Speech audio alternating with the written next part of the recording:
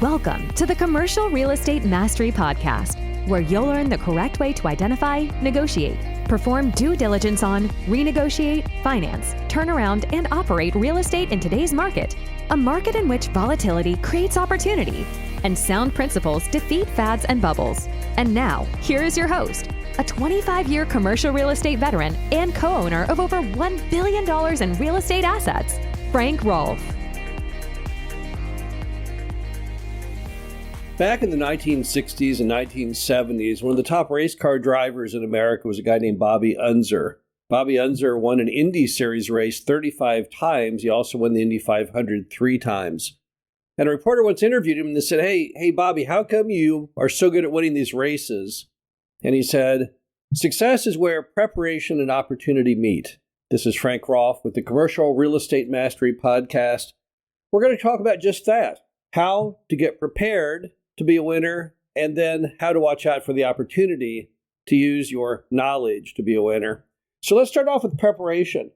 If success is where preparation and opportunity meet, let's start with the preparation part of that. So the first key item to know about commercial real estate mastery is you got to think like a person of action and act like a person of thought.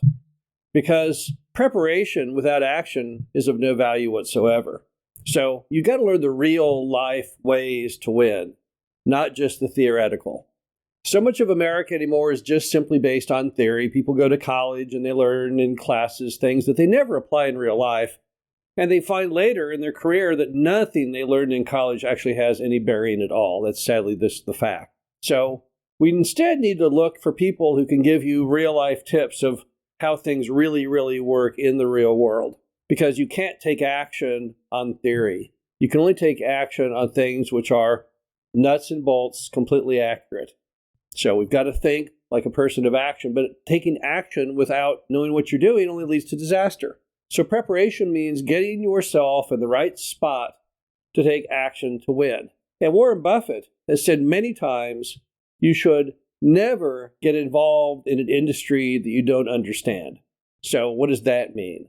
It means Warren Buffett, who's America's number one stock investor of all time, never invested in a product or a service that he didn't feel he had a firm understanding of how all the nuts and bolts of the business work. That's why he never invested in technology. He never bought any technology stock other than Apple, which Apple, he would say, well, that was mostly revolving around iPads and iPhones, not that complicated. But he never was an investor in AI or any of that type of thing. He liked more grassroots, basic stuff like See's Candies and Clayton's Mobile Homes and those kinds of industries. Coca-Cola, which is a huge holding of his, and Geico Insurance was a huge holding. But he liked the basics.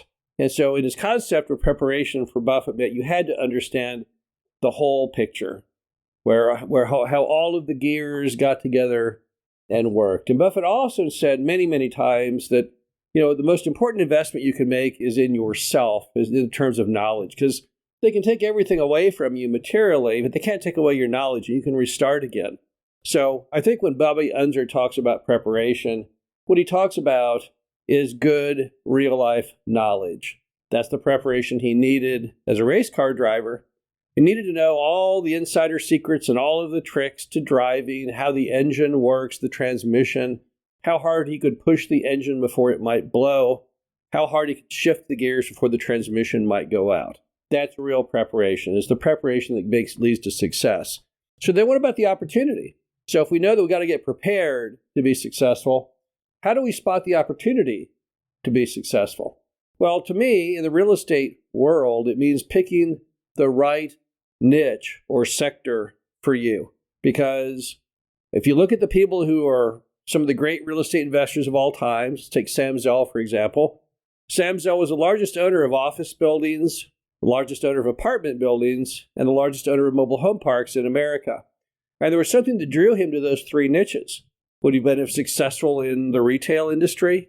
I don't know. For some reason, he never picked that, nor did he pick the hotels. But yet someone like Conrad Hilton, who became America's number one hotel owner of all time, that's what he chose. That was the niche that he picked. So first, we have to figure out from an opportunity perspective on the macro side, what should you be in? What niche of real estate is the right one for you? Which one do you feel the strongest, has lots of opportunity, or the ones you think that kind of the time has run out and they're more on the downward trajectory than the upward trajectory? And next, beyond picking the macro niche, you got to find the right deal within that niche. Now, how do you assess that? How do you know what's an opportunity from what's not an opportunity within that niche? Well, if you understand the real life knowledge of how it all works, that helps. But here are some other ways you can kind of discern the deals that are good for the ones that are bad. Number one is a rule I call best case, worst case, realistic case. Here's how it works.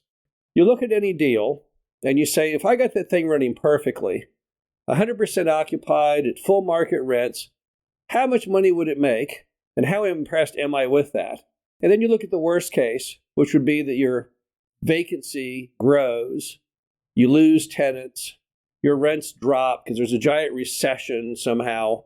If all these terrible things happen, where would I be? Could I cover the mortgage or would I go bankrupt? And then finally, you pick the middle between those, which we call the realistic case, because often in life, things don't hit exactly like you wanted, but yet they're better than the worst case.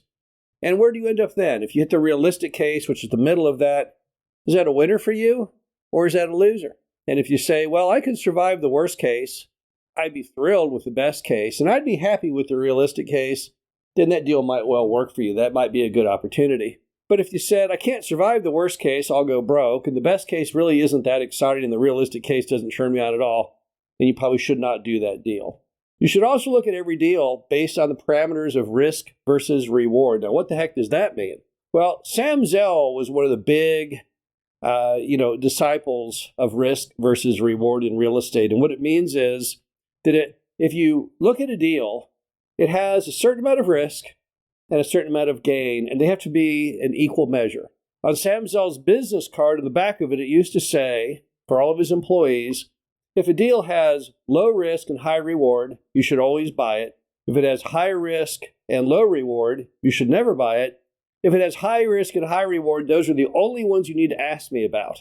And it's kind of true. And you can take any deal in any real estate niche and you can apply risk versus reward, and you can quickly see which ones make sense and which ones don't. How risky is it? Let's say you're looking at a property, it has very, very low occupancy, and you're going to have to fill it up to make it work, like some half-abandoned retail center. That's quite a bit of risk. So if you're going to take that kind of risk, you have to get a huge reward versus some other opportunity where it's pretty much full, long-term leases, but you can push the rents up a little. That's a lot less risky. That does not require as much reward. Where a lot of people get in trouble is when they get involved in things that have high risk and low reward. They can never rationalize or justify it to anyone later. When people say, why in the world did you do that? They really can't come up with a good answer. So don't put yourself in that position. Make sure that your risk versus reward is healthy. And then finally, if you've made the preparation, if you've really learned everything about the niche, and you see the deal and you classify that as an opportunity, you're never going to get anywhere unless you trust yourself. You have to not listen to others, only listen to yourself. That does not mean you should not seek input from people on deals. You should get as much input as you can. You should have as many people who are qualified look at the numbers and tell you whether that deal makes sense or not. If you get a bank loan, you'll get an appraisal, you'll have a banker. Sure, get their input. That's not what I'm talking about. But at the end of the day, the person who pulls the trigger, the one that makes the decision, is 100% you. It's 100% your money. And you have to make the right decision. And you will never feel like you can make that decision until you are fully prepared. So I'm sure every time Bobby Unser went into the final turn of the Indy 500, his car at 6,000 RPM, should he floor it? Should he go for it? Should he try and get to first?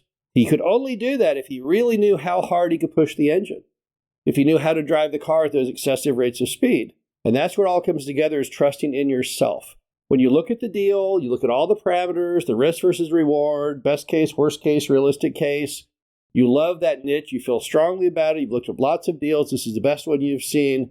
When you decide, yep, this works for me, then you have to go forward and trust yourself. Some people call that gut instinct, but that's definitely also a winning instinct. This is Frank Rolfe, the Commercial Real Estate Mastery Podcast. Hope you enjoyed this. Talk to you again soon. Thank you for listening to the Commercial Real Estate Mastery Podcast. Be sure to visit us at creumastery.com to subscribe to the show, read our show transcriptions, and access all of our great information on real estate investing.